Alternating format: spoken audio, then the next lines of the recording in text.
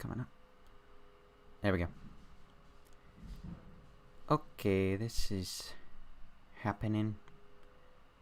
So I'm gonna do what I usually do, post the stream around to other people so they know what's happening. So yeah, give me a second and I'll turn on some music, because this isn't gonna have any audio in it because it's SFM. So here we go. There we go. And then I'll just go to... Give me just a second to get this up and running.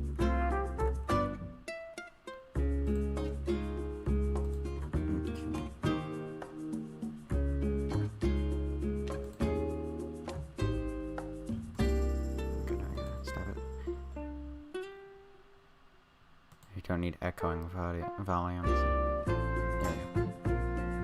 Okay. Yeah.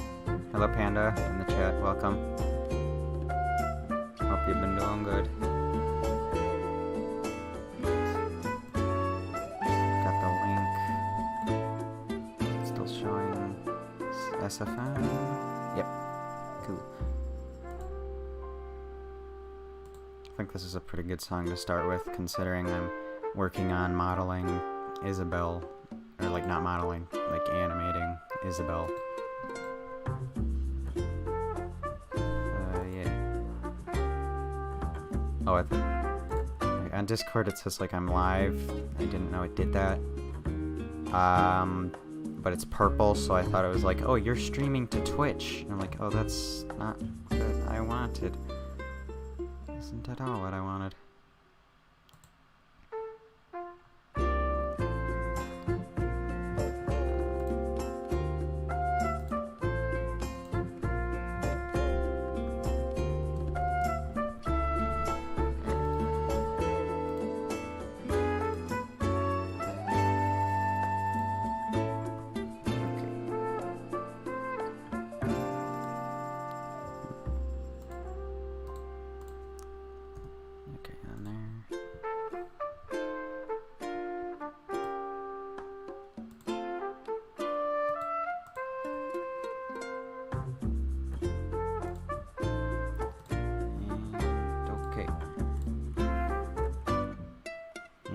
About it.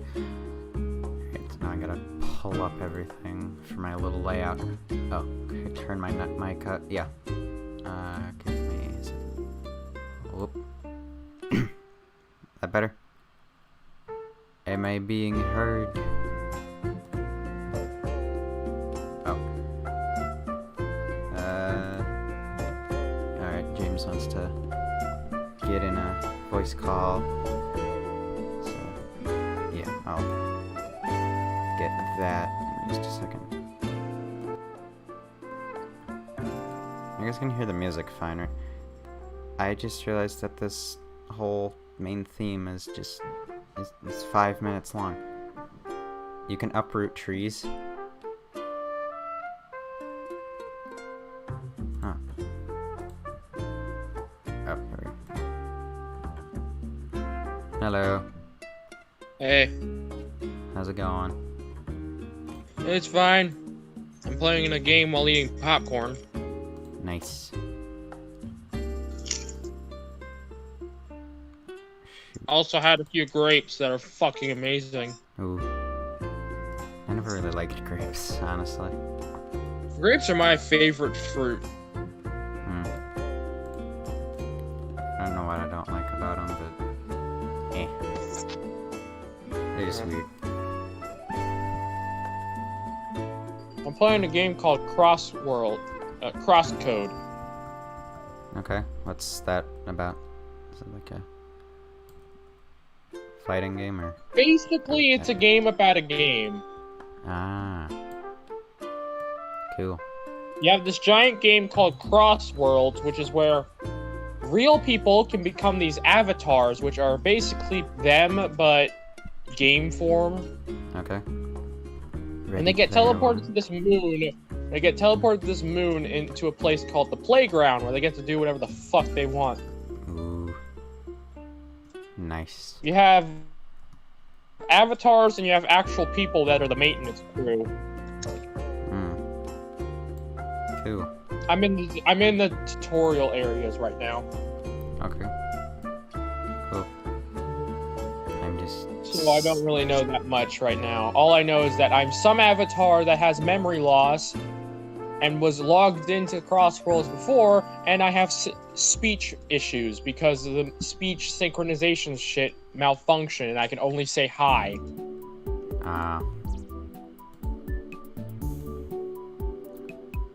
Also, there's this weird, like, Buddha guy saying, I've been here before or some shit like that, and says, you do not belong here. Yeah.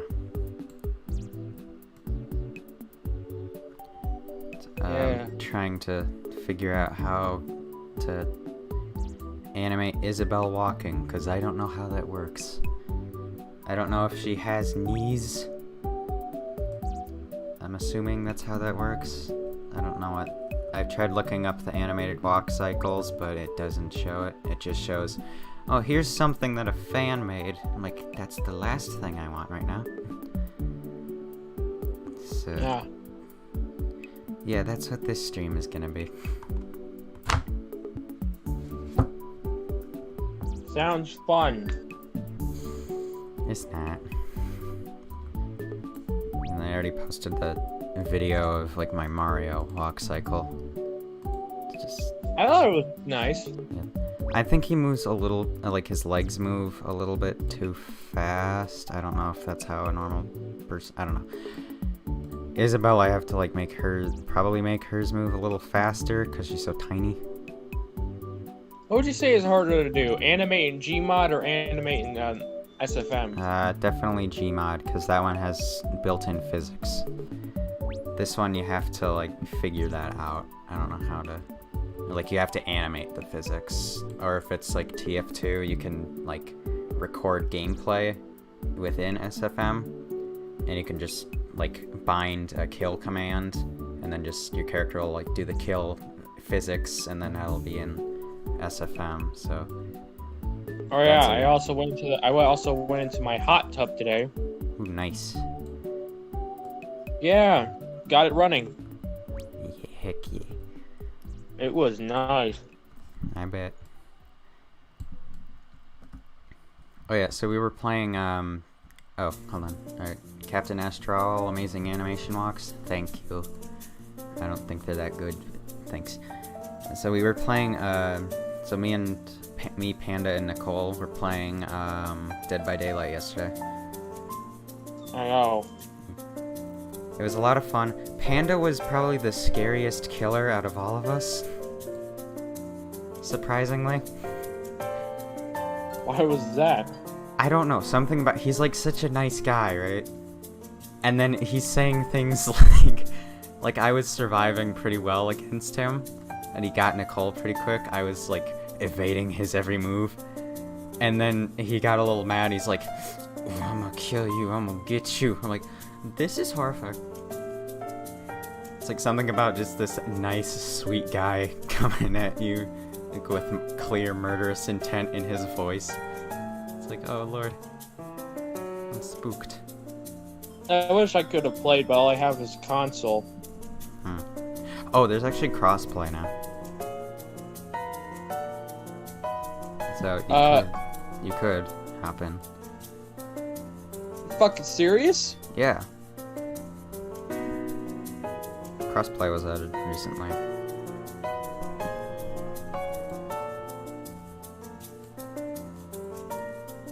So we... How the fuck did this news slip by me?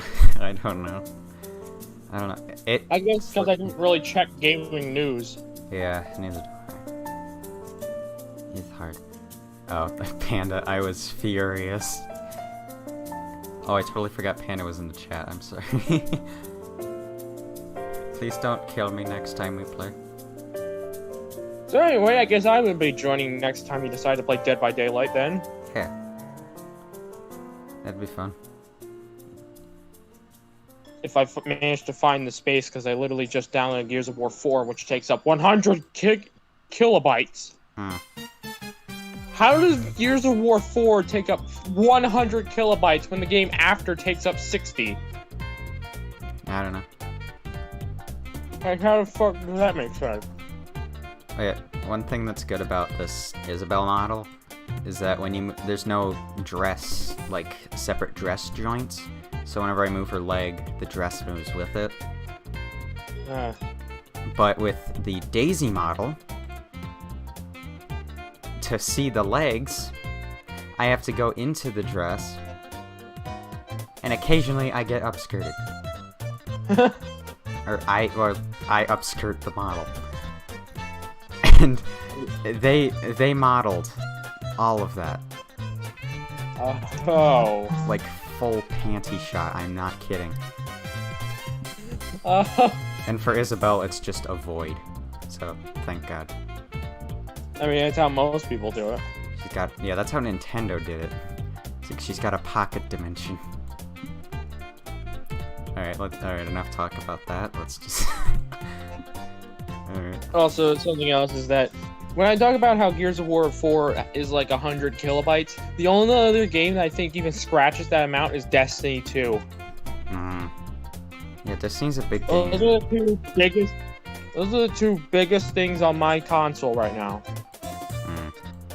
I tried downloading it on the Switch, but when I saw like how big Destiny was, I was like, no, not even gonna try that.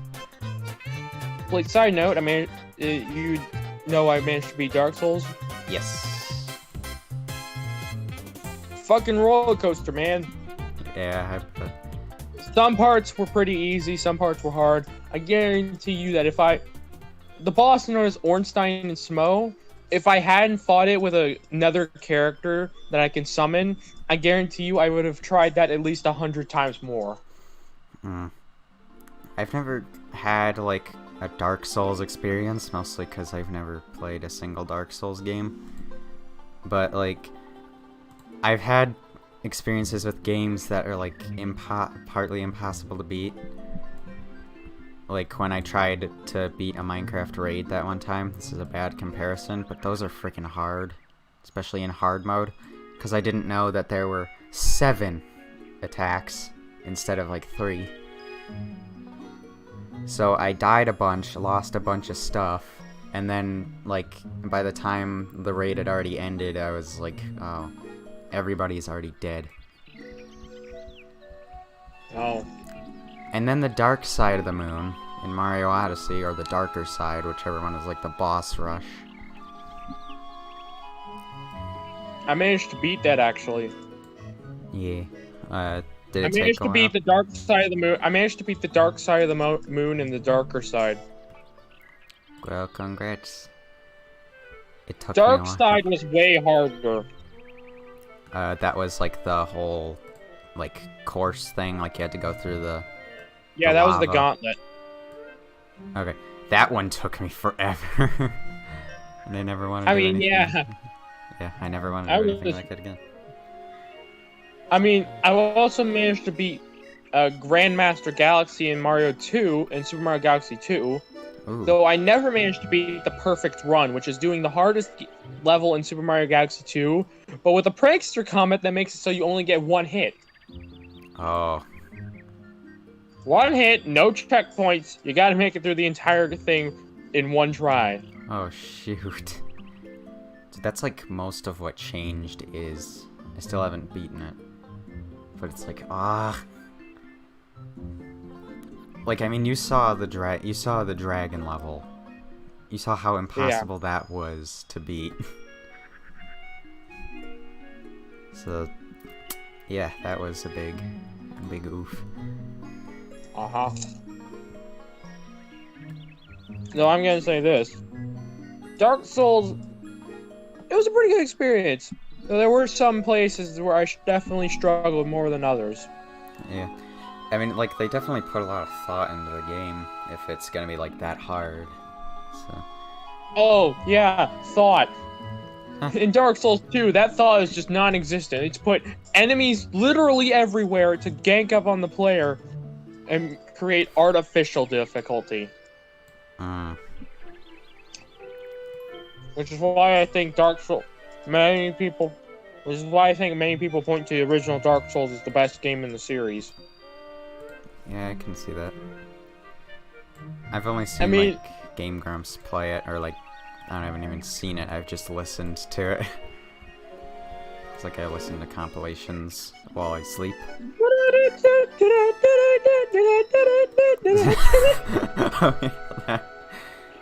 Yeah, that was awesome.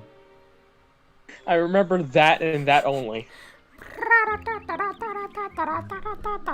don't even know how he does it. And they're funny. I need to like catch up with their newer stuff, but they're freaking funny. I haven't watched them in a while. Anyway. Yeah, some places I definitely struggle with more. Particularly in the DLC. With Dark Souls Remastered, the DLC comes pre-packaged. Which is known as Artorias of the Abyss. Oh. And when it comes to DLC, Dark Souls is usually pretty damn good with DLC, minus the second game. Okay. I mean, I say all the bosses in the DLC were pretty good, but then there was one. There was one boss that I just couldn't beat for the life of me. Black Dragon Calamite. Oh. Yeah. Good, alright. Imagine a dragon that's presence indicates calamity and destruction. Oh. That already doesn't sound right. Then imagine the only way to even fight the damn thing is to get a giant to shoot its wing down. Oh.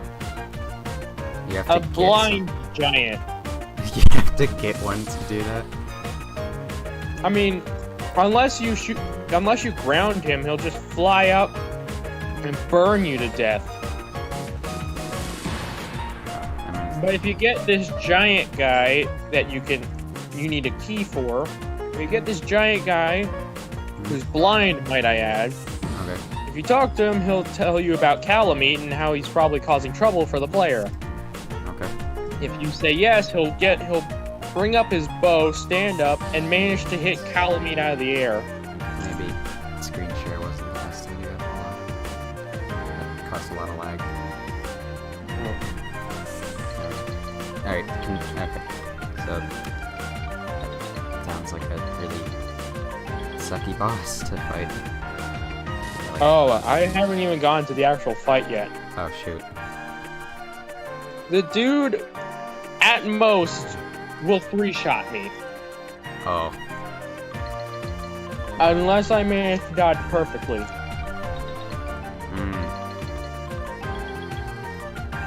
Hardly any opportunities to heal unless he just starts walking around you.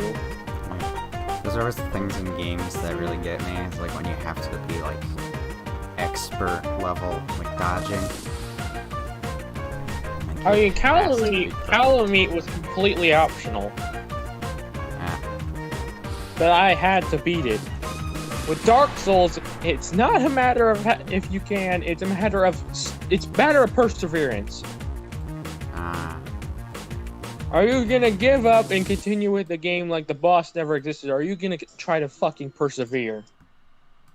Are you gonna prove to the world that you can beat one of the hardest games ever, or are you just gonna play it casual? Or are you gonna be a try-hard? So with many attempts and pinpoint and managing to get down the dodge timing of pretty much all of his attacks, I managed to win. Nice. There were a few attacks that were a bit of a jackass to me.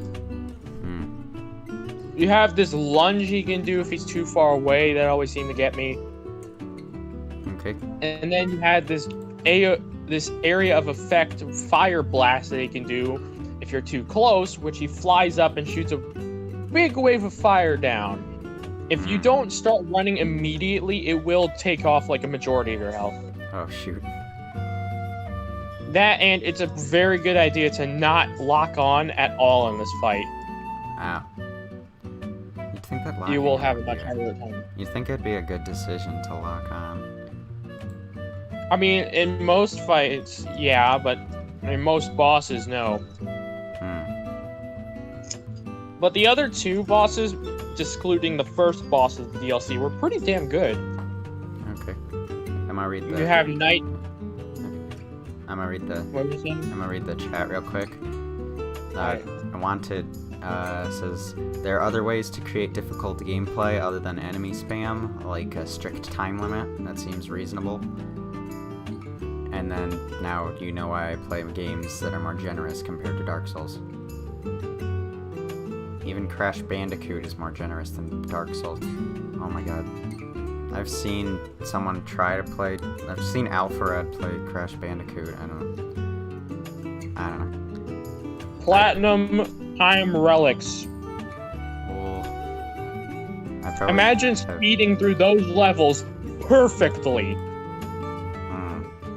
Without making a single mistake, without ever stopping for even a second.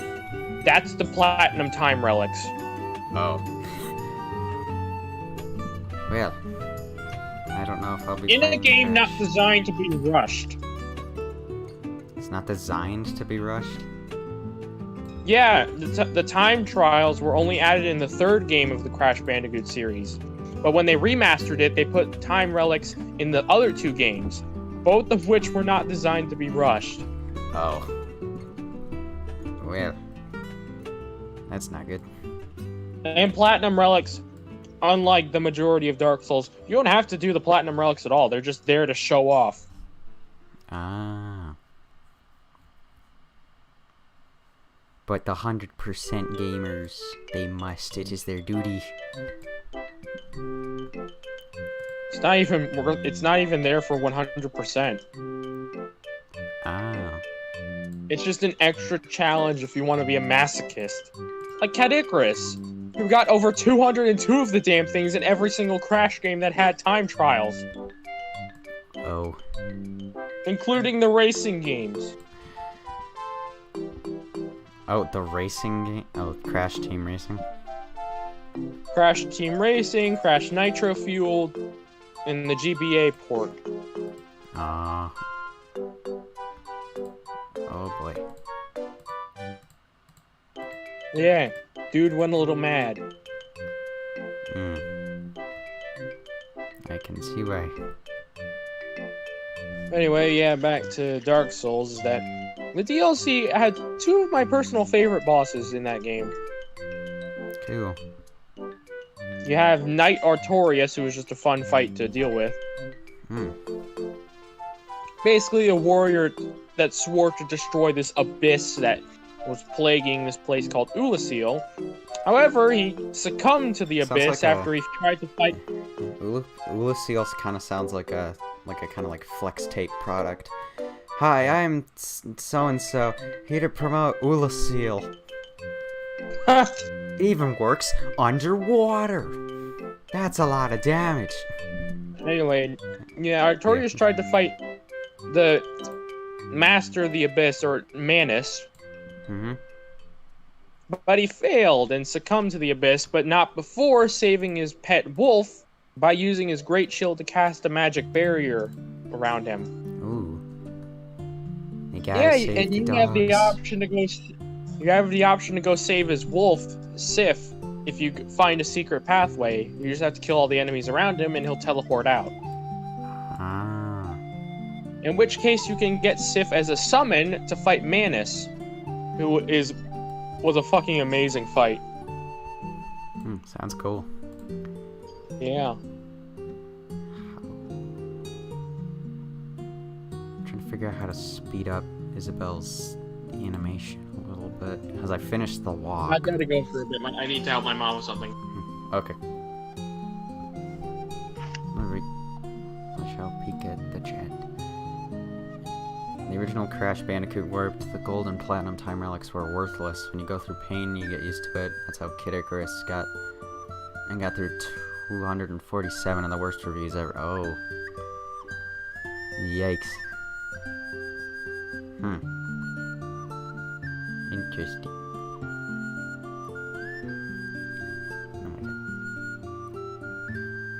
keep getting like wet lips and I don't like it. Okay, speed up animations. SFM.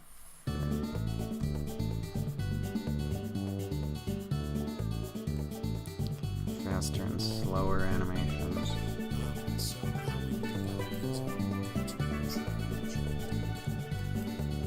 Ah, shoot. Doesn't know about playhead.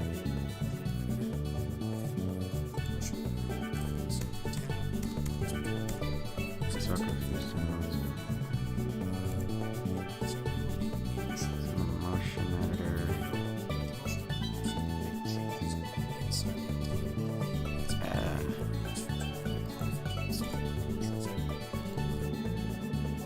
Oh, it just stretches it out. Yeah, that's bad. Okay.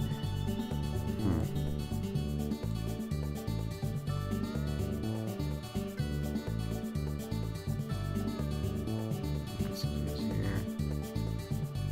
I'm gonna fix up this little torso and pelvis animation here. Let's put it down. It's up. It's up. This down all the way. Might as well just delete the pelvis animations. I can literally just copy paste. So I can keep these. But up until this point I gotta delete them.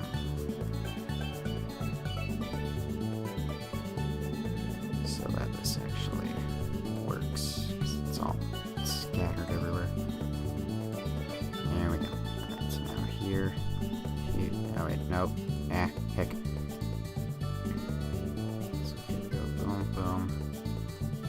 So now I copy this. Goes up here. Down.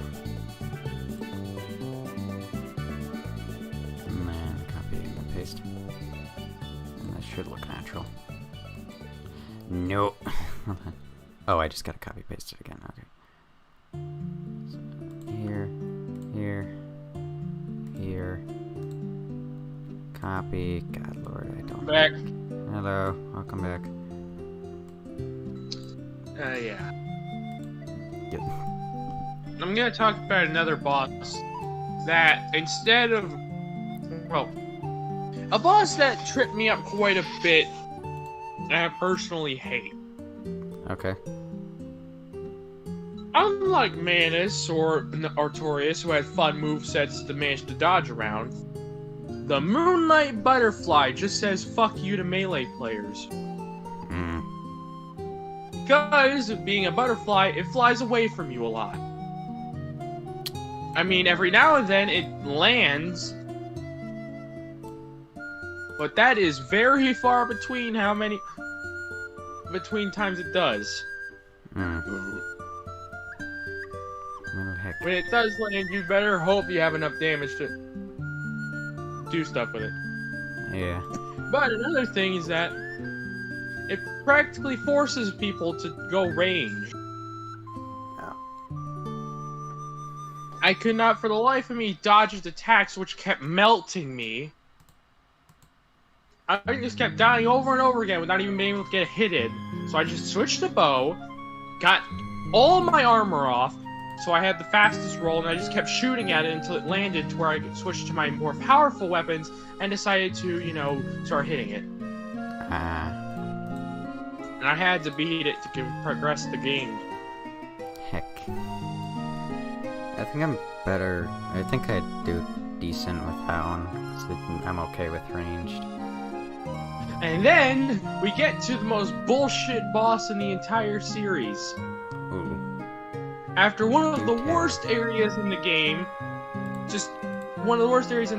you get to something called the Bed of Chaos. Oh, is that like a tree? I thought it was a tree. Yes, it's a tree. Ah, basically, what this thing is supposed to be the remains of someone named the Witch of Izalith. who tried to rekindle the first flame with a flame of her own, which resulted in horrible monstrosities being created. Oh. Yeah, The we bed of just chaos create monsters. The problem with the Bed of Chaos is you have to fight it. Mm. And another problem is that it's a platforming boss in a melee action game. Oh yeah, I've heard of this one. There was a artist first part- channel that talked about it. They were like, First part is absolutely fine. okay. You can make it to one side, you can chop its weird thing off, and it's fine.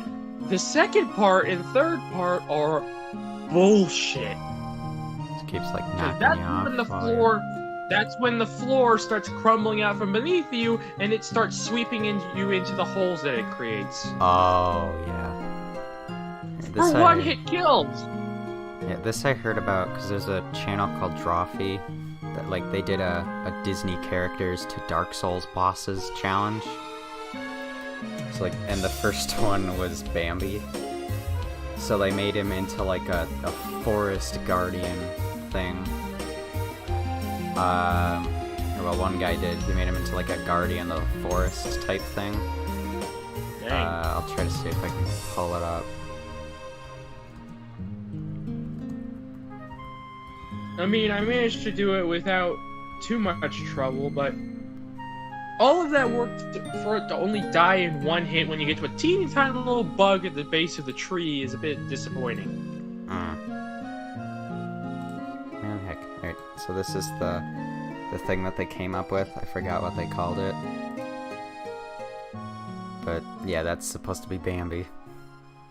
Damn. And then a Thumper like down at the bottom is like his weak spot. So, it was a cool video. I was like, I will follow them to see like, oh, maybe I can learn a thing. I'll be sure to look at them. Yeah, they're pretty good. Another thing is that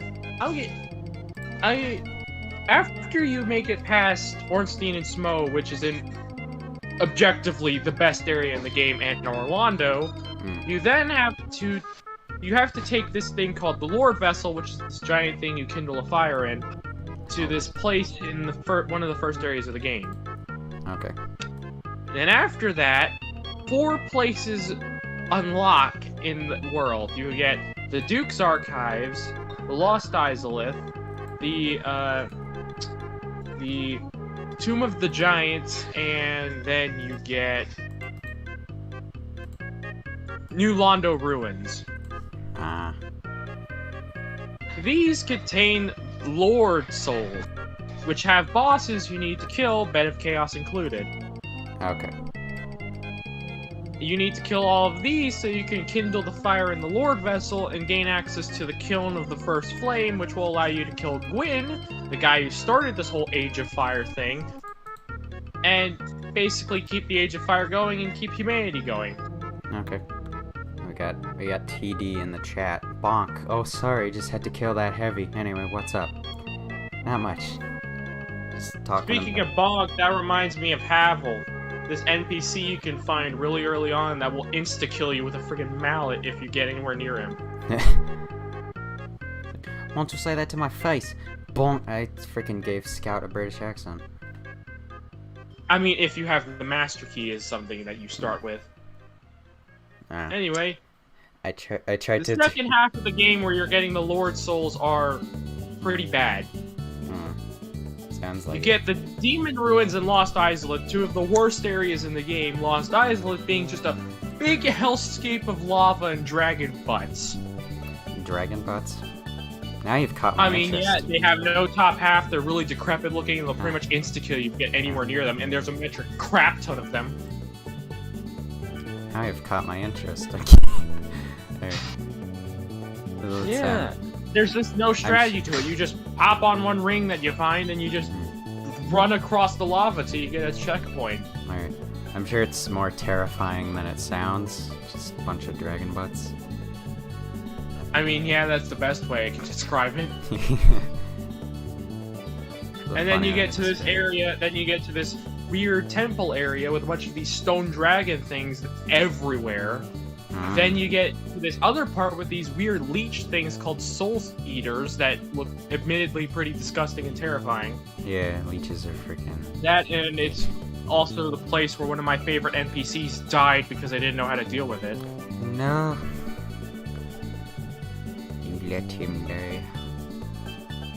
I mean, I didn't know I had to whittle down the enemy's HP with arrows before he jumped in trying to help me. Oh. Well, that's reasonable. But I didn't do that. He died. After I helped him throughout the entire journey. Oh, heck. Yep, stuff happens. I mean, yeah. Then, after that, it's the Bed of Chaos, and you know how I feel about that. Yeah.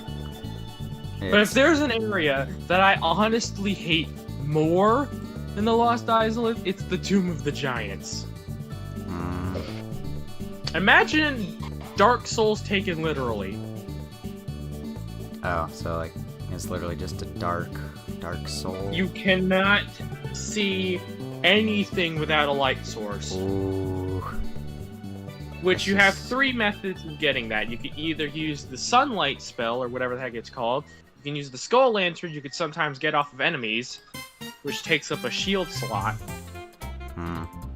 Or you can kill something called the Chaos Bug over back in Lost Island to help you put good buddy Solaire, aka Praise the Sun.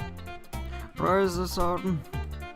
You can help him by unlocking a shortcut and killing a bunch of Chaos Bugs, to which you get the Sunlight Maggot, which basically, as long as you wear it, you emit a light off the top of your head. But even with the light, I still can't see crap. Because it only like gets... It's like whenever someone in like a horror movie like lights a match in a dark hallway, and I was like, that's not gonna do anything. It's gonna light up your face and maybe the wall The area next to is you, literally nothing else. described as being Nito's light-sucking realm of death. Ooh. And when it says Tomb of the Giants, it means that, because there's a bunch of giant skeletons everywhere. Both inanimate and animate that are ready to rip into you faster than a freaking grinder. You have feral giant skeletons that are really unpredictable. You have giant skeletons with giant machetes. You have giant archer skeletons. You have these giant bone towers that are annoying. Yeah, it's just not a fun time. Oh yeah, and you get your introduction to Patches, who has the tendency to kick you off of ledges you're examining. Oh. Sparta! No, he just tells you that there's treasure down there. You look down there, he decides to kick you in and starts laughing, hence his nickname, the Hyena. He makes a lot of appearances. I can tell. Across the entire series. Ah. He comes back as a spider in Bloodborne. Ooh. A spider Oh. with his human head. I don't like that. Burn it with fire. I mean, Bloodborne is pretty terrifying with its imagery. Yeah. Yeah, so, you saw in the, I forgot what chat it was. It was, oh yeah, in the Wumizan land, in the memes, I think it was, like kind of sort of garbage, there was the communion host dispenser. Oh yeah. The bread thing. It's like, if you guys don't know what I'm talking about, it's like, you know, like if any of you have gone to church before, like they hand you the bread, and they're like, oh, peace be with you, or something, and then you have to like hold it in a cup, you need to eat it, it's like you're eating the body of Christ. And, so they have like a dispenser for it now, so like you hold it like this, it's got like the handle, the trigger, and then I just realized how bad this looks. And then like it's got like the tray, and the tube. I need to stop, but it's like the tube with the bread, then you like pull the trigger and then the bread drops into your hand, so you don't have to like hand it out from a bowl. And my friend compared it to like one of those disc shooters, like where you just pull the trigger and the disc just goes just flies off. And I made the joke to my parents when I showed them that, that's like, I like to imagine the priest is like like what he does is he just like shouts "Peace be with you" and like starts like firing at people on pews, and like everyone's all like ducking and just being like, it's like, "And with your spirit, no, oh my god." And then like there's just one guy, you have like a shot of just pews, and then you see a guy like jump up from the pews and catch one, just like and like dive back into the pews. So he's just like how a whale breaches out from the water, or like a shark. Just like jumps up, catches it, and falls back in. I thought it was funny. Yeah. Yeah. And then with the area I was mentioning is that you can't see crap, and the last area is just a piece of shit. Mm. One of the last areas before you fight Gravelord Nito, whose design is fucking awesome. Ooh. Is you're on this small ledge right next to this giant chasm. You have a bunch of these bone tower things and an archer on the other end of the ledge that you can't go past any faster because the bone tower things are blocking you. Okay. One moment. Yeah? Okay. But if you try and rush and kill the skeleton that's firing arrows at you, there's one behind a ledge that has the tendency to kick you off the ledge. Mm. For an insta-kill. And that's the hyena guy? No, it's just another giant skeleton right next to the giant skeleton archer. Ah. It's behind a wall so you can't see it. Wait, so it's And then after that, there's a whole room full of the easiest boss in the game, Pinwheel. Except they're all there's like 5 of them, and they're all shooting fireballs at you. It's freaking that sucks. Heck. Go on.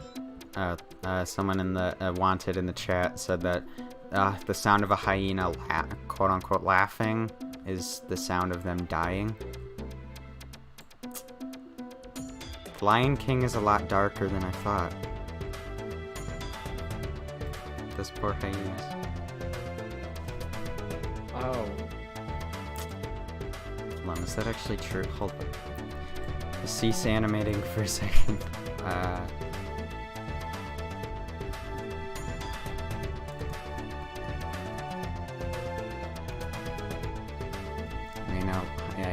Hyena laugh sound dying.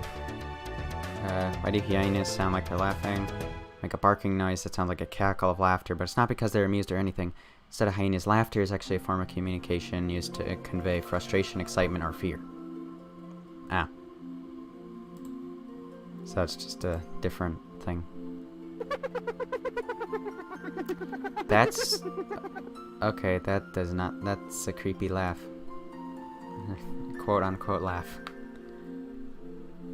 Just played the sound straight through the stream. Oh my lord. Wait, trying to think of something else to shift the topic to. At Dark Souls. I can continue with it. I don't know. I've heard a lot about Dark Souls. Oh. Do you want me to stop? I'll stop. Yeah, sorry. Just... It's getting a little Okay, I'll stop now. Okay. I just wanted to rip into my least favorite areas in that game. Like, holy shit, I hated them. That's cool. So have you ever gotten just like a random achievement while playing TF2? Oh, I hardly get those anymore because I typed in a command accidentally that gave me almost every achievement in the game. Oh. I mean, hey, I got a lot of free shit out of it, but yeah. I don't know. I still feel kind of bad for that. Yeah. Like I got an achievement yesterday. I think it was yesterday. No, 2 days ago. Fire and forget. Kill 15 players while you're dead. Oh, I don't yeah, know. I cannot. That pyro achievement. Yeah, I cannot tell you how that happened or when, because I didn't even see it. I thought someone else got it. And like, when did I set 15 people on fire? It's like, that never happened. I gotta end up like looking up a video of how that happens, just to see what I supposedly did. You should play Valorant. Oh. I have Overwatch. I don't know. I don't really like Overwatch or stuff like that. I don't understand I never it. really gave a shit of Overwatch gameplay-wise. I mean, character-wise, it's pretty solid. Yeah, the cinematics are freaking amazing. Like Overwatch 2 But cinematic. I just couldn't really give a shit about the actual game. Yeah, same here. I mean, I've never played it, but I hear it's not. I hear it kind of got ruined by the community. Yeah, it's kind of like a lot of games. Like, people say that Undertale, like, the Undertale community ruined the game, and I'm like, it's still a freaking awesome game. Like, come on. I don't give it enough credit. This game is amazing. Like, I mean, just because the community is a bit of a jackass doesn't mean that it's bad. Yeah. And I played... You can still enjoy the game, you just don't have to think about the fuckers squealing about how good the game is. Yeah, like, that's the same thing with Fortnite. Because, like, it's a good game, made by, like, competent people. It's just the, like, little kids make it really annoying. And, like, I actually played a little bit of Fortnite recently, so you can expect a video on that. But I played, like, a new thing that's basically, like, the game Crazy Taxi, or whatever it was. Like, you pick up people and then, like, violently drive them to their next destination. I think that's what it was. Hold on. And, like, so you pick up, like, Fortnite characters as, like, fares. And then, like, there's 4 teams. No, there's 6 teams of 2. And you have to, like, battle it out to get the most stars, which is, like, what they give you if you perform certain tasks. Like, oh, stay airborne in your taxi while I'm in the car for 3 seconds. Or ram another taxi. And so when you do that, you get more, like, bonus stars. And, like, it's really fun, but it's also really difficult because there's always someone who, like, if you kill someone who has a fare, you get the stars that they would have gotten from that. And, that sounds interesting. Yeah. And, like, it's a good game. It's definitely really good. It's really fun. I just never really got into, like, the base Battle Royale game, which I should probably try to get more into. And, like, they have... I've never really been a fan of the whole Battle Royale genre. Yeah. I've just never really been able to get into it. Yeah.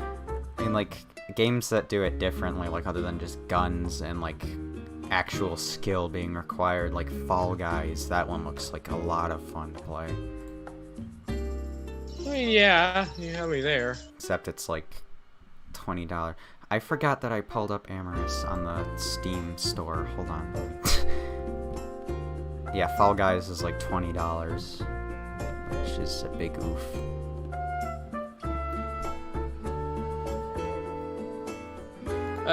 Can I just, I'm not gonna mention anything about Dark Souls, but I'm gonna say this, is I'm planning on playing the entire series at this point. Ah, okay. Which is why I'm currently saving for Dark Souls 2, Scholar of the First Sin Edition, because I hear that's even worse. Oh. Yeah, they decide to take the really retarded enemy placements, and they make them worse because they added more enemies in those retarded placements. Yes, someone clearly thought that the crap tons of enemies was a really good idea, so they decided to expand on that. Yeah. And I'm even throwing in Sekiro, Shadows Die Twice as well. Nice. Unfortunately, I currently have no way of playing either the Demon's Souls remake or Bloodborne, because they're both PlayStation exclusives, as far as I know. I mean, I know Bloodborne is a PlayStation exclusive, I know that, but not so sure about the PlayStation, about Demon's Souls. Ah. I didn't know there were so many Dark Souls. You have Demon Souls, which was the first one. Then you have the Dark Souls trilogy. Then you have Sekiro, if you want to throw that in. Bloodborne, if you also want to throw that in, because there's some debate if it should even be called a part of the Souls series. And then we're getting another one later on called Elden Ring. Ah. Elden Ring is yet to get any, like, really big details. But I'm going to play through the entire damn series so I can get at least hyped for it when it comes out. Okay. So that's all I'm going to say about Dark Souls right now. Okay.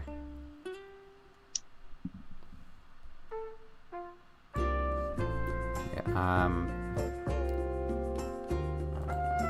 totally blanking on what I was just about to say. Yeah, so in Animal Crossing, I've basically just been paying attention mostly to the museum stuff. And I had no idea that it was that big. So, like, as soon as I step into the museum, I see, like, oh, there's the main entrance, and there's, like, the bugs, then I didn't know that there was a bug museum, and then the aquarium, which I knew existed, and then the fossils, which I also didn't know were a thing.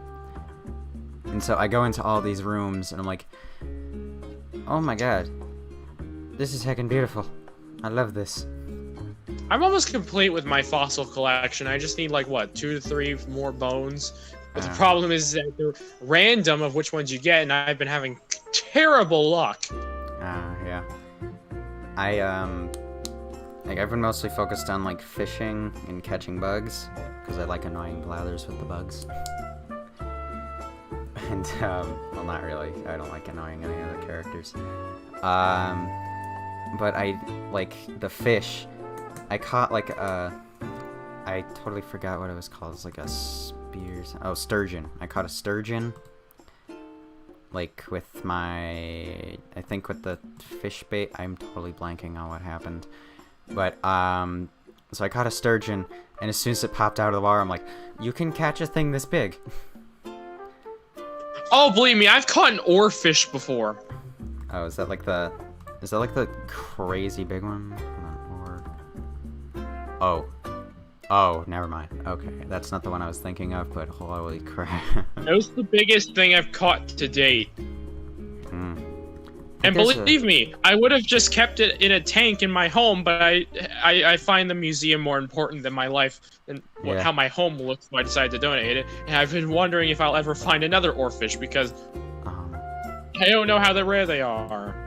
You can catch you can catch a whale shark. Yeah, I know.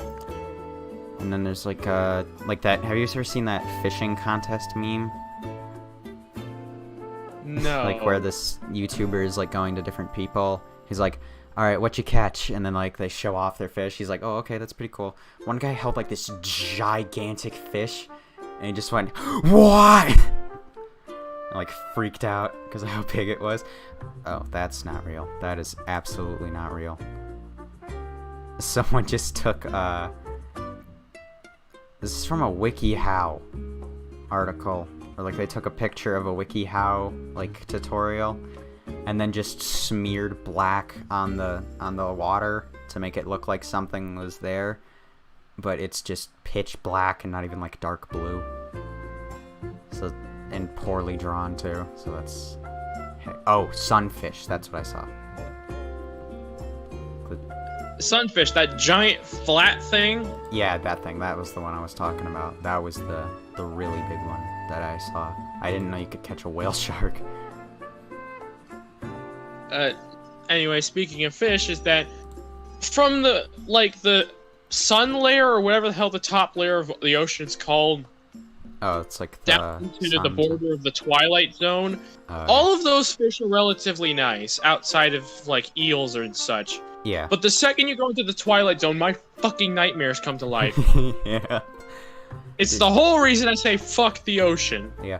I was listening to a creepypasta that pretty much just taps into thalassophobia and stuff like that. It was like, God, I need to look it up now. I totally forgot what it was. It was by Creeps. And don't even get me started. Don't even get me started on SCP, whatever the hell it was called, Anantasisha. Oh, yeah. 3000, I think? Ooh, basically a eel that's like an eel. It's a giant moray eel that would span from San Francisco down to the bottom of California. And it has the ability to make sentient creatures not sentient anymore. Oh, that's nice. It basically melts your mind so that it can eat you, to where you don't actually die. You just sit in its stomach forever while it secretes this stuff that makes that the SCP Foundation calls the thing that makes sentient creatures sentient, and they use that liquid as their amnestics. Oh. It has no headaches, nothing bad about it. It just removes the memory. Oh, that's freaky. And it can make people have a fucking existential crisis. It can make people have memories that aren't theirs. Oh, that's It can drive people to think the only solution is to get eaten by it. Oh. Yeah. I recommend watching the SCP. I forget what it was called. Tales from the Foundation. They did a video on it. It perfectly encapsulates the fucking horrifying nature of it. Oh, okay. I like these conversations we can have when you're streaming. Yeah. I just kind of branch out. Okay, I can't find the video. Maybe it got... I'm hoping it didn't get removed because it was a freaking awesome story. Maybe I'll check on this channel. It was like this diver, or like two points of view. One from like the diver who actually found it, and then from like the military people who were sent to kill it. But basically they found like the real life representation of like the biblical Leviathan. So just any big sea monster.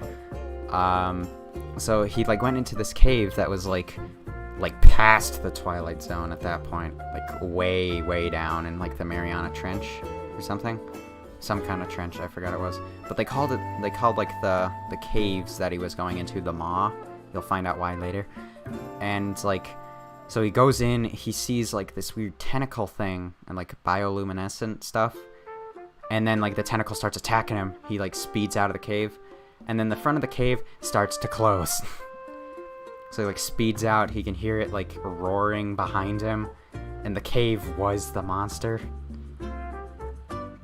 And we're not talking about like those really tiny like caves that can like barely fit a submarine. We're talking ones that could fit up to like 100 submarines.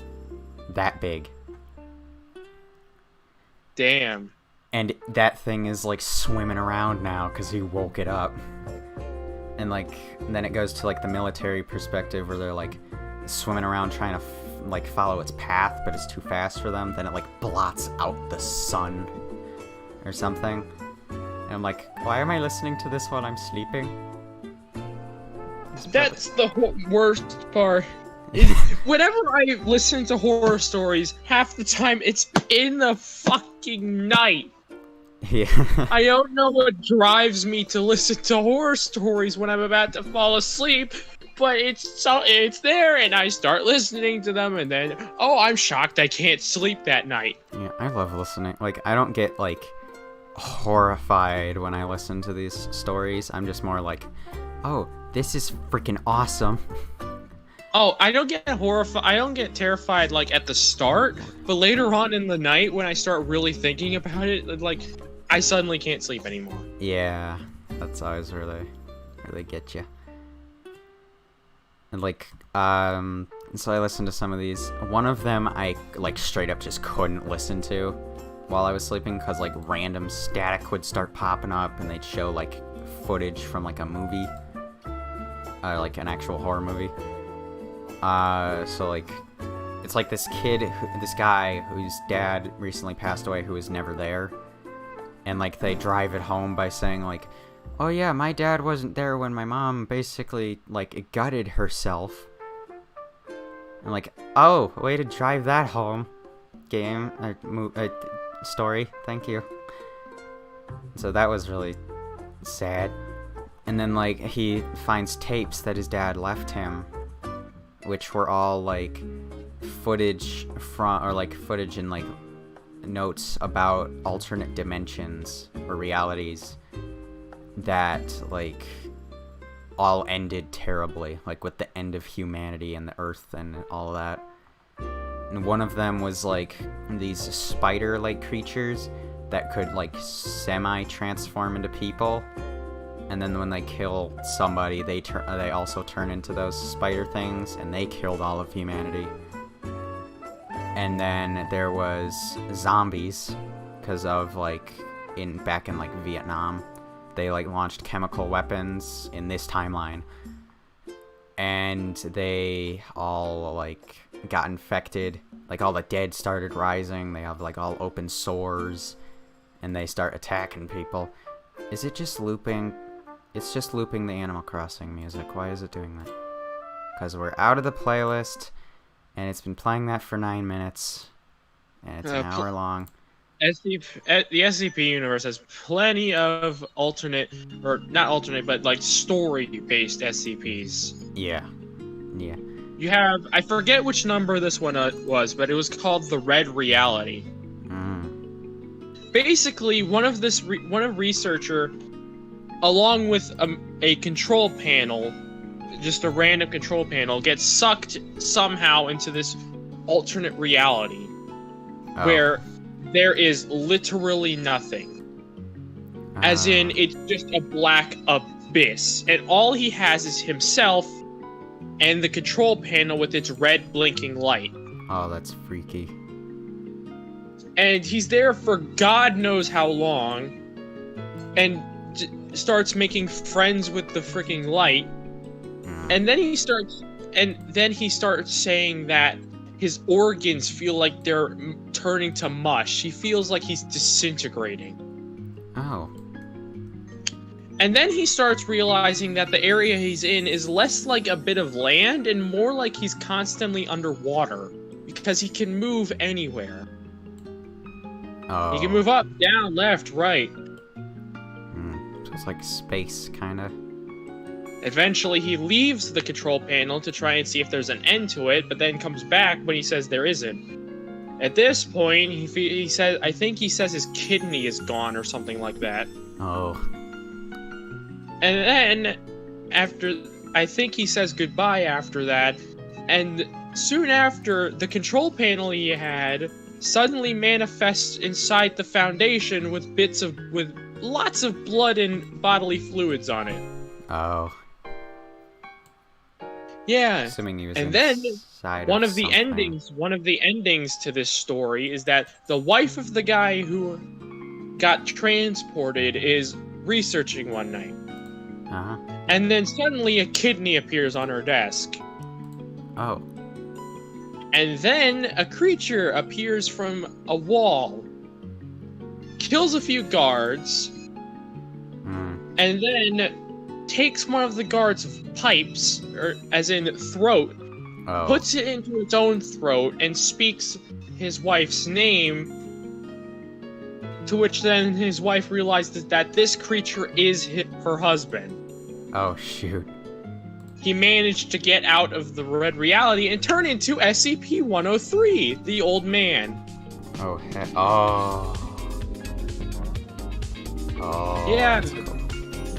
Basically, it ends with the researcher trying to kiss his wife, but melted. Ah. I personally prefer the World War II Corporal Lawrence backstory to SCP-103. Yeah. But that's a neat one. Yeah, this one's definitely really interesting. I was thinking like this was a different one, where he's like, oh, I'm not really in an endless void, I'm inside some kind of freaking giant, like infinitely huge creature or something. Cause like, oh, he's like slowly deteriorating or something. So I'm like, oh. My mind just went, it's like, my mind is like, well, onto the war zone, let's go. But yeah, that's definitely better than what I was thinking. There's also other things Still like kind of scary. one of the stories of SCP is the end of death. Oh. Basically, the SCP Foundation, or the O5 Council, they invested in a project that would basically allow them control of death. Oh. But the experiment went very wrong, and they accidentally killed the Grim Reaper. Oh. Which, of course, led to nobody being able to actually die anymore. Oh. But their bodies would still decay. Oh, that's freaky. Oh no. So then it would become a future where brain surgery is a very common occurrence. Mm. But after that, a few people managed to find the machine they used that accidentally killed the Grim Reaper, which allows them to become a sort of spirit. I mean, their bodies are still there, but their spirits are in a different place. Ah. And they actually managed to fully kill someone by acting as the Grim Reaper with a scythe. Ooh. But of course, it's a reality where everyone's accepted the fact that they're never gonna die again, so... There would be some people that would try and stop them. Yeah. Definitely. That was an interesting story. Yeah. Like, finished Isabel's walk cycle. Nice. Just gotta figure out how to make it a loop. Just a little prancy. Oh, that... Hold on. I think... Oh. Oh, I didn't finish. Never mind. Scratch that. I did not finish it. Heck. Forgot this part. Wanted says, you guys know about creepy gaming? I don't know specifically who that is. Is that like the top 10 gaming, creepy gaming or something? I don't really know. I've listened to a lot of stuff. I forget who all these people are. Writing's not that easy, but Grammarly can help. This sentence is grammatically correct, yeah. but it's wordy and hard to read. Hold on. It undermines the writer's message, and the word choice is bland. Grammarly's cutting-edge technology. Oh no, I've run into a social justice warrior. Oh. That makes an impact on your reader. Oh shoot! I'm Wait, no, playing. this isn't I'm playing the crosscode thing, and I've run into a guy with grass hair because his hair is green and it looks like a patch of grass. Mm-hmm. Who just walks up to me, notices that I'm a bit higher level than everyone else who's tried the tutorial because it's the tutorial area of the game after I got teleported in, because the actual tutorial I had was on a ship, a maintenance ship. Okay. So I got teleported in to avoid suspicion. But this guy just walks up to me, notices that I just randomly popped in, I'm higher level than most people, and just points his finger at me and says I'm cheating, all with this weird music track. He's just trying to be the social justice warrior. Right. Oof.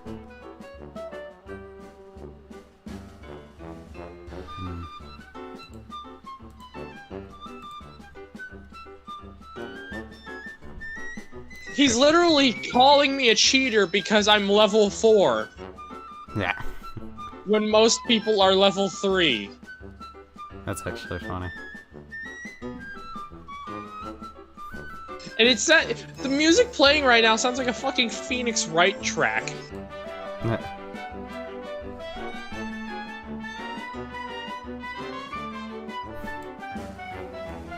It's hilarious.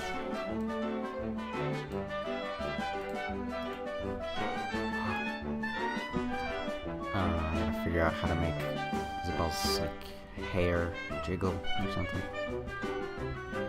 Because I don't know how to do it. Oh, he apparently believes he's a moderator. Nah. Well, he pretends to be one at least. That's fun.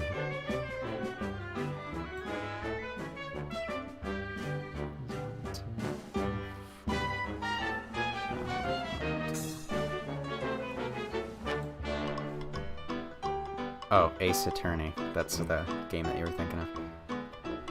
Yeah, I said Phoenix Wright. That's Ace Attorney. Oh, well, he was saying what game it was. Phoenix Wright. It's Phoenix Wright Ace Attorney. Okay. The series is called Phoenix Wright. The first game was called Ace Attorney. Okay. You have Phoenix Wright Ace Attorney, then you get Justice for All, Trials of Tribulations. I think the next one was the next one was Apollo Justice Ace Attorney. Then you got Dual Destinies, and then I believe we're currently at Spirit of Justice? Yeah, that's what it is. With a Professor Layton crossover somewhere along the line. Cool.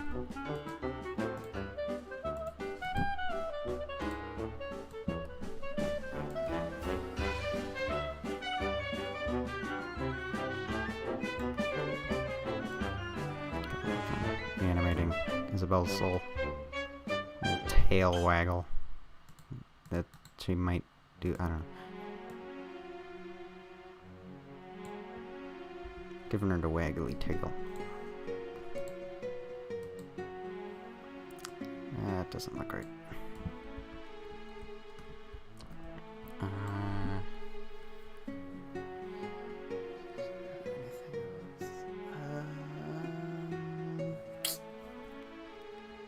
I'm really out of stuff to talk about. I don't know what else there is.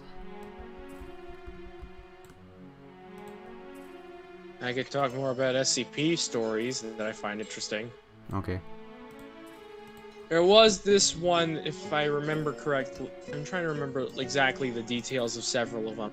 One of them was they find this like exosuit just randomly somewhere, and it supposedly belongs to one of the SCP Foundation personnel, but the personnel that is currently alive also has a corpse inside the exosuit. Ah. So it's an alternate version of that guy from a different reality. That's In that reality, the SCP Foundation decides, yeah, screw humanity, we're gonna kill it all. cool. That's They literally make a public announcement that they have given up and have decided to end humanity. I don't think they have the right to do such thing, but alright. They do this by pretty much unleashing every SCP they have ever gotten. Oh. From SCP, whatever the hard-to-kill lizard's name was, but 682. yeah, 682 to 47, I believe. That's the Plague Doctor. To the Shy Guy, the statue. Yeah, all because they dug a little too deep into the human subconscious and actually started to agree with 682 on some things. Oh. That's the thing you should never do. Basically, the story takes place around one of the SCP SCP personnel that manages to get himself on an exosuit that makes himself basically invisible to everyone. Oh. So he walks around the desolate wasteland that has become of some places as most of humanity is trying to fight back, but is kind of unsuccessful. Yeah. He manages to find other Foundation personnel, but he describes them as lacking the light in their eyes. Oh. Basically, the O5 dug a bit too deep and created a war with what made people conscious. Oh. Or something along those lines. And so they did something to basically kill the humanity out of all the Foundation personnel they wanted to have around. Oh. That's not. And then it comes to the guy in the invisible suit that takes, I forget exactly the numbers. I can never remember the numbers, but I remember the objects flawlessly. It's the object that no matter what anyone does, nobody can remember what the thing actually looks like. Oh, yeah, I don't remember which one that is either. but all they know is that it's not a circle or something like that. Ah, And then progress. and that guy takes it to another SCP that has a square or a circle slot in it. It's like a barn building or something. Okay. And I believe the saying was it's like fitting a square peg in a circle, or square peg in a circle hole, or it could be the other way around. But what that did is it basically reset the timeline. It's like the Deus Ex Machina thing. The thing that can basically recreate humanity if anything ever goes foobar. And the fact they know that the giant machine to recreate humanity has at least been used twice before. Oh. So, like, it resets the world to, like, when humans first arrived?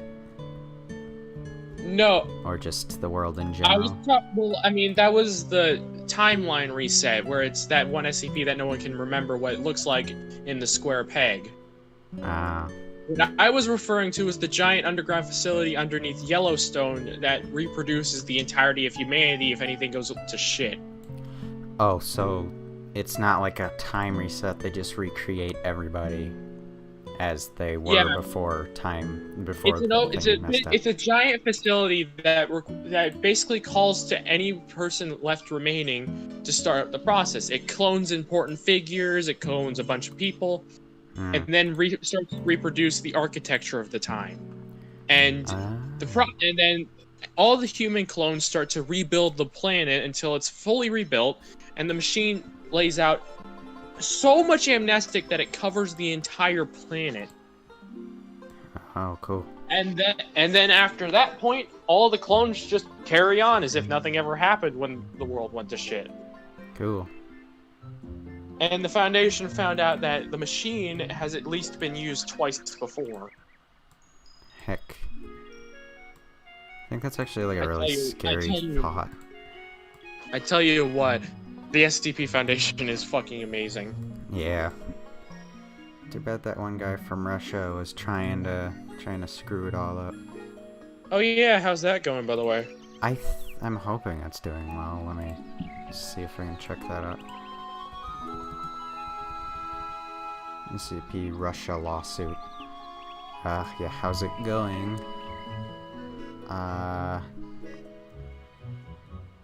Hold on. There was a recent update on the GoFundMe page. Okay. Well, they passed the $50,000 goal, so now they're at $164,095. So yeah. Last update was in June 30th. We had another hearing with FAS this week, this time remote, due to COVID. More evidence was presented, and a third hearing has been scheduled for late August. In addition, we're continuing preparations for a direct copyright infringement lawsuit against Duskin, in addition to the FAS inquiry into the trademark. So, yeah, not much since June. Definitely, I haven't heard any, like, crazy uproar, so I think it's going decent. I mean, if that twat manages to actually win somehow... Yeah. Then... Because he, like, acquired it illegally. It was like... I don't know how he even did it. I just remember hearing, oh yeah, this guy tried to claim that SCP was his... or something. It's like... Well, that guy is this freaking scum. It's not the fact that he did that, it's the fact that Russia approved of it. Yeah.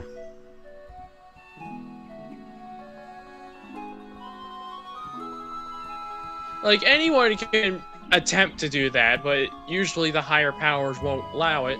But the government of Russia decided, yeah, let's have that happen. Mm-hmm. It's because Russia probably doesn't like America. I don't know. I thought we got better after the Cold War or something like that. Yeah, I don't know. I could be wrong about that. There's still a lot of countries that are just like, we don't like you.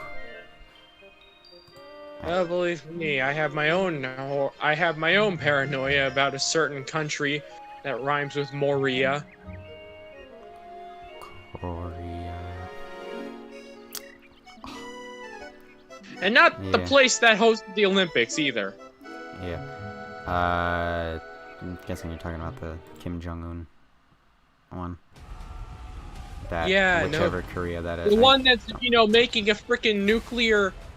The one that's making it a nuclear arms program and won't back down from it, and Trump being a bit of a dumbass. Yeah. It's always like my parents are always saying like, oh yeah, Trump sucks as president. I'm like, I haven't been paying attention at all. All I know is that he wanted to build a wall, and that was a terrible idea. I mean, it would have costed shit tons. Yeah.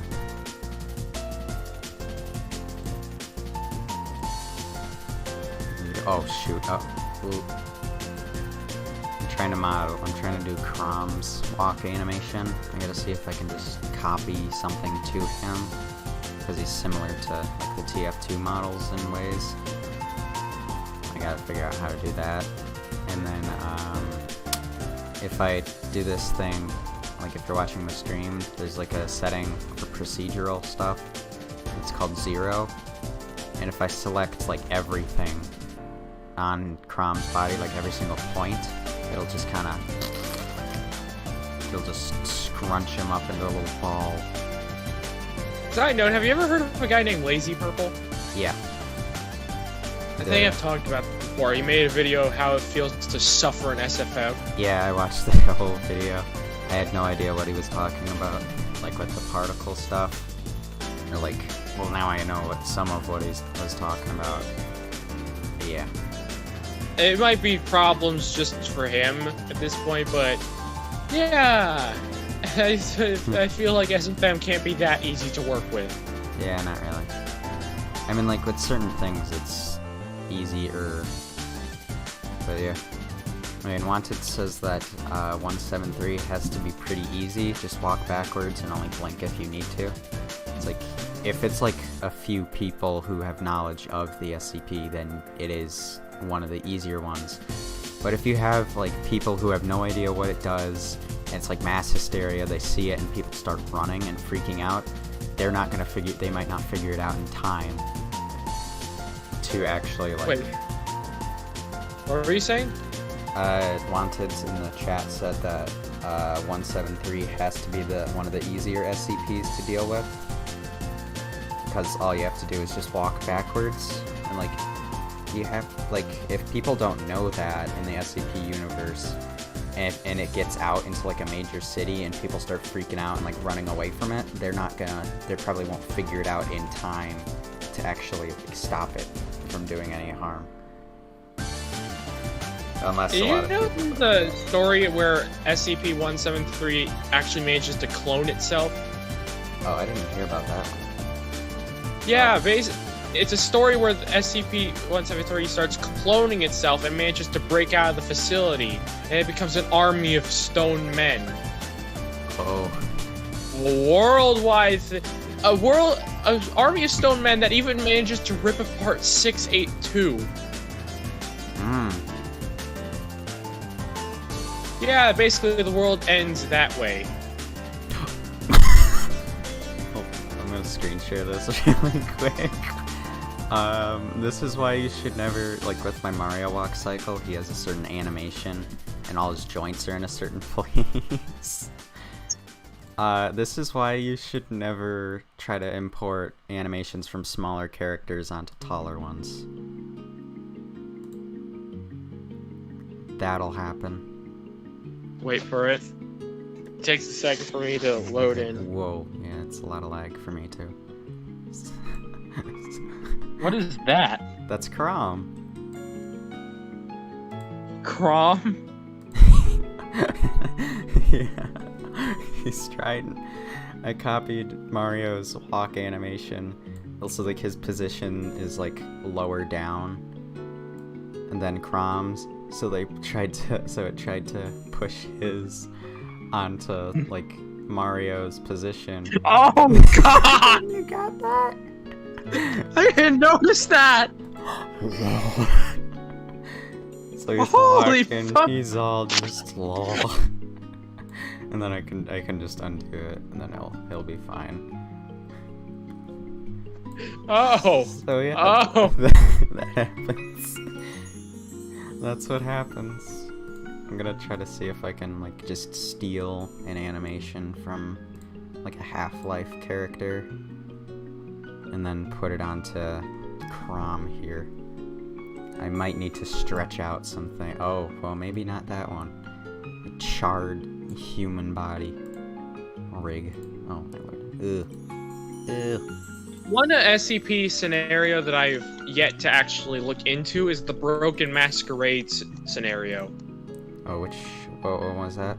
Is that It's like... basically knowledge of the Foundation becomes public. Oh, shoot. Hence Broken Masquerade. Oh, yeah, that makes sense. Gotta find this character's walk animation. Yeah, I haven't really looked into that much. It definitely sounds Another interesting. thing is, how much do you know of SCP-999? That's the little cutesy blob guy, right? Do you just see him as a cutesy blob? Well, I know he can still kill you if, like, you're not careful. And, like, I know he smells like something pleasant. Or to the person.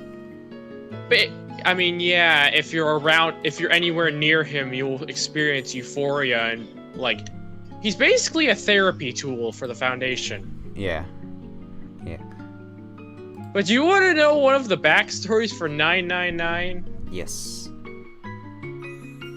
Tell me, how much do you have you ever heard of the entity known as the Scarlet King? Oh, yeah. Yeah, I've heard of that.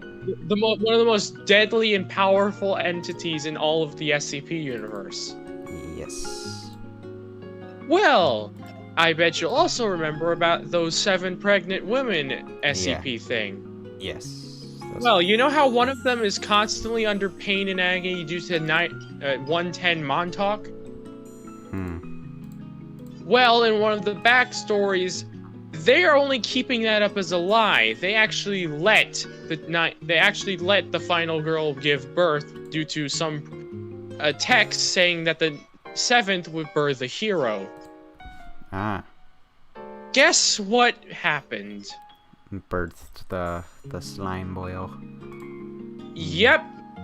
That's one of the backstories for 999. It's a blob that would eventually overthrow the Scarlet King. Ooh. That's awesome. With kindness, of course. Yeah.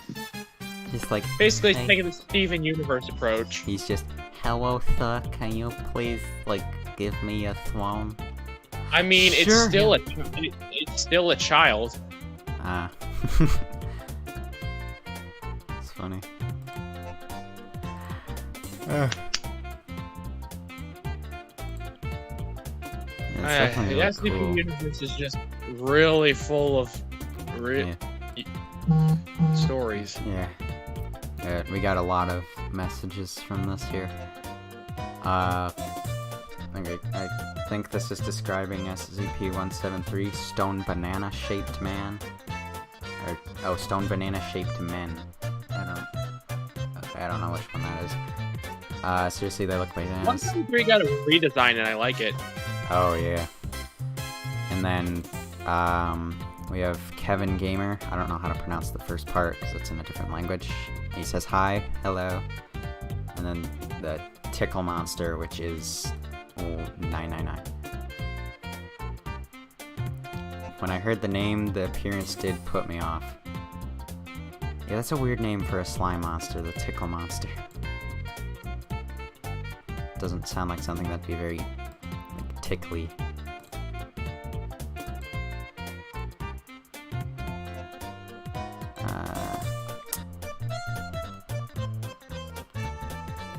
Let me know if you're gonna play Dead by Daylight again, because I need to fucking download that on this. Okay, yeah. I'll probably do some. I gotta figure out how crossplay works first. I'll probably gonna maybe end off the stream. I don't know how long we've been even doing this right now. Well, it says an hour and 26 minutes. Ow.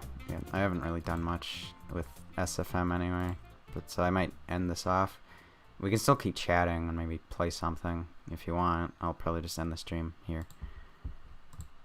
So. Sure, but I don't know what we can play. I'll peek at what we got that I know that you have. Let me see. Yeah, you can end the stream if you want. Okay, yeah, I'm gonna do that first. So, alright, thank you guys for watching me do Isabel, and that's about it. So, if you guys want to see more of this, I guess comment when the stream is finished that you want to see more of this. And, yeah, next stream I'll probably stream some Dead by Daylight. It's, yeah, with friends to make it more interesting. Alright, goodbye.